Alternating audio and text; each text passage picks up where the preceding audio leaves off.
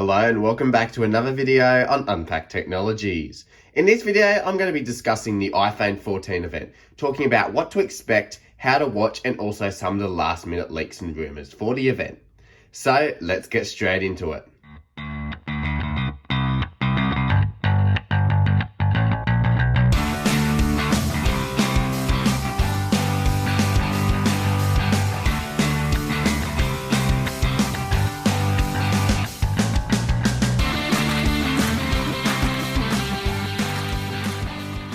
Alright, so the iPhone 14 event is fast approaching. It is only a few days away at this point, and the way I'm going to structure this video is I'm going to start by talking about when it is and how to watch, and then we'll move on to some of the things that we should expect and also some of the leaks and rumours that we have going into the event. So let's start by talking about when the event is and how to watch it. So what we're going to do is go to Safari, and if you go to apple.com and scroll down, and it says watch online on the 7th of September at 8 a.m. Pacific time.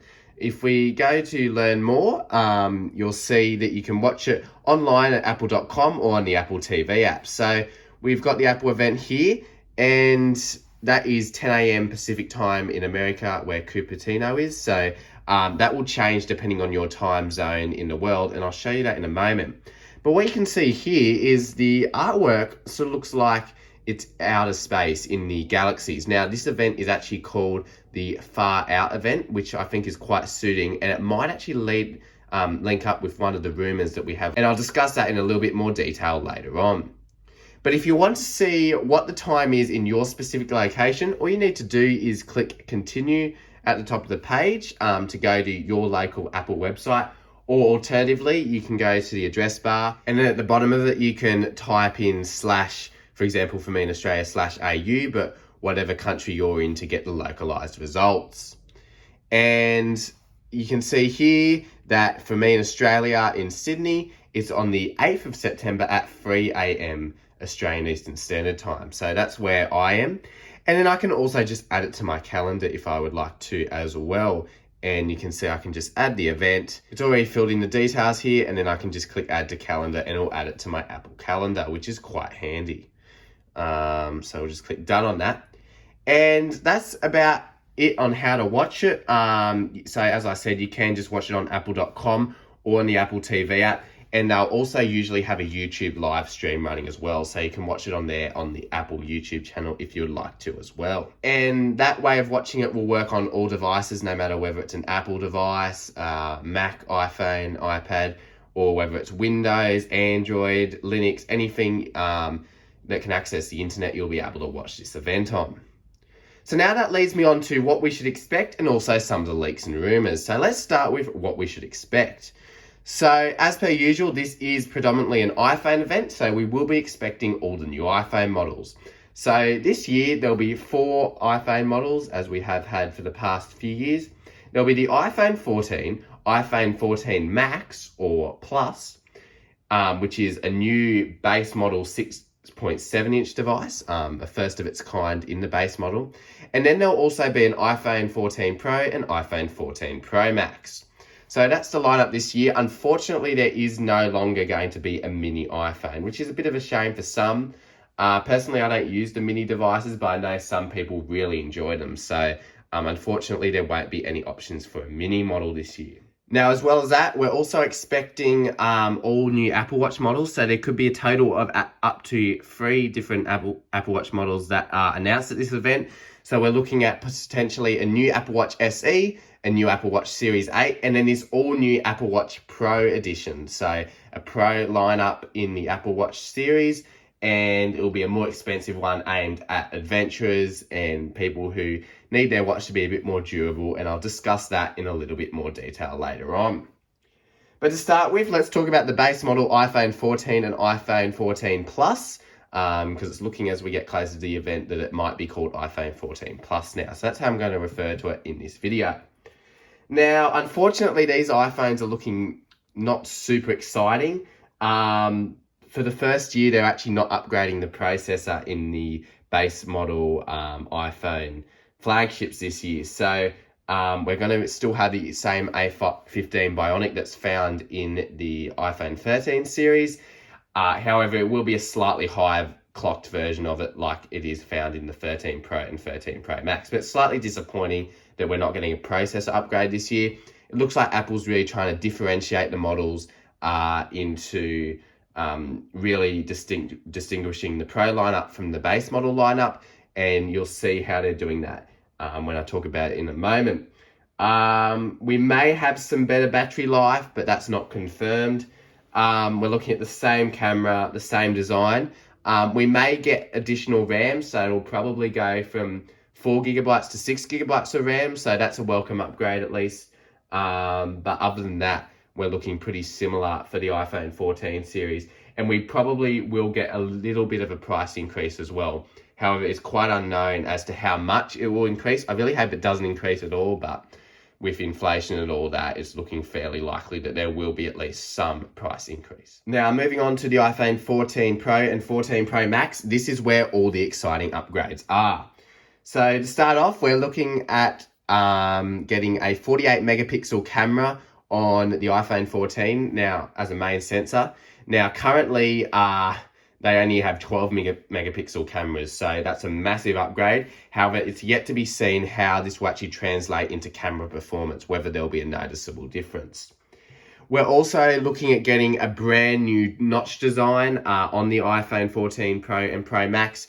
It will get rid of the traditional notch that we've had for a long time on these devices, and will instead start to move to more like a hole punch and peel design shape. So we'll have a little peel and then a hole punch, similar to what some Androids have, but it will look a little bit unique. But recently, just today, actually, we've started hearing that in software, they might actually black out the middle of the notch and the peel and hole punch area, so that it's just black on the OLED display, and instead it will show your status indicators like the orange and green status indicator for microphone and camera. So it's yet to be seen how that will be implemented, but I'm really excited to see what they'll do with that. And another thing is that it looks like, because of the extra screen real estate we'll get, we'll also get a symmetrical bezel all the way around. Instead of being interrupted by a notch, you'll have the same bezel all the way around, which is really exciting. And also, because of the extra space that is created, there's a possibility that we may see a return to the previous status bar that we used to have on older iPhone models.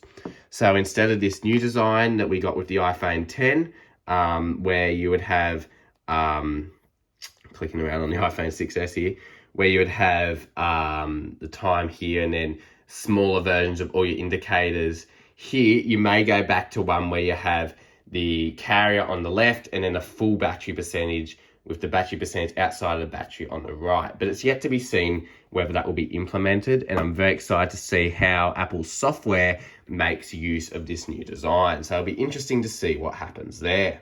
Also, we're looking at potentially better battery life for the iPhone 14 Pro and Pro Max, and we may also get satellite connectivity. Now, this is a rumor. At the moment, is by no means confirmed, but if we look at the Apple Far Out event, there is usually these event logos have some sort of significance to what will be in the event, and some people are speculating that this may point to potentially satellite connectivity for the iPhone 14. So it'll be really interesting to see if that comes about. Considering it's showing a galaxy there.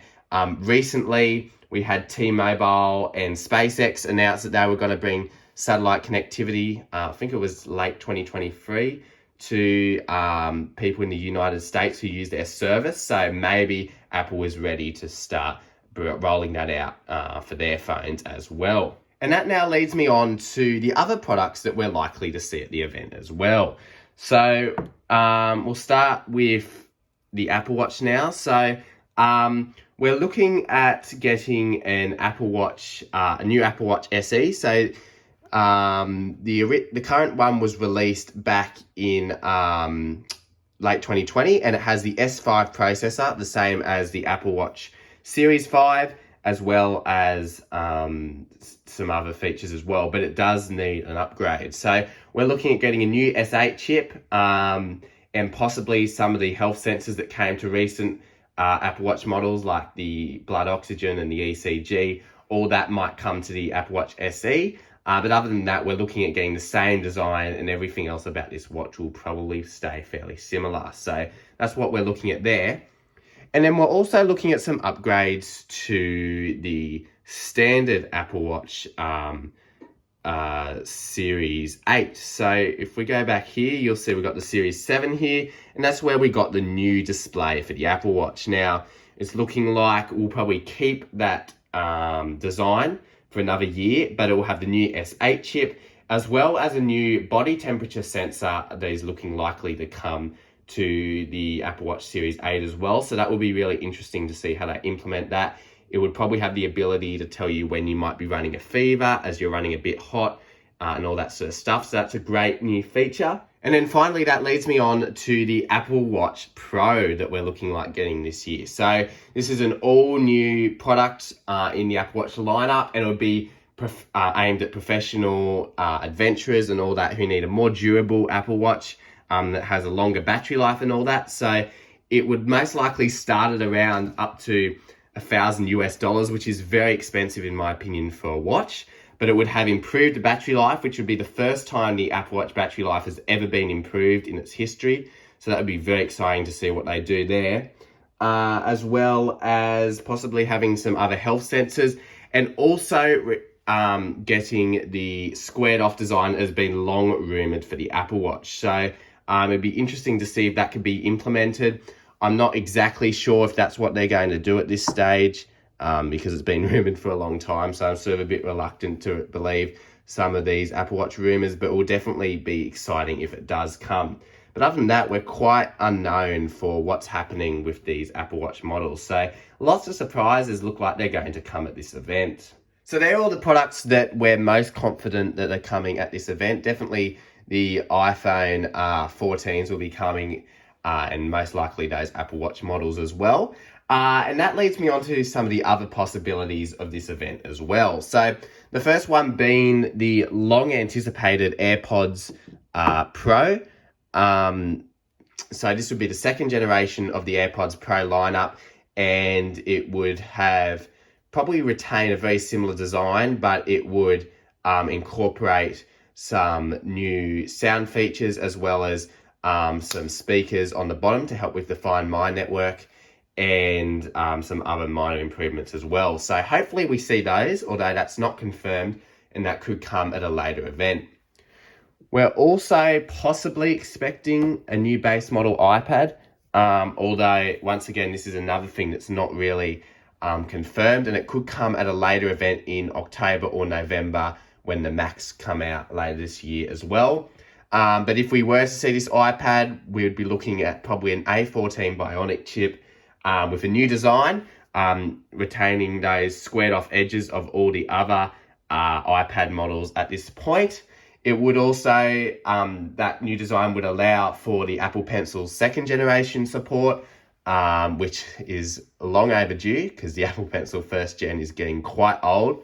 It would also most likely incorporate USB-C, which would be the final iPad to transition over. And we'd be looking at slimmer bezels, but probably still retaining a home button as well. So unfortunately not a full screen design, but still a pretty significant upgrade. However, that's not confirmed to be coming at this event.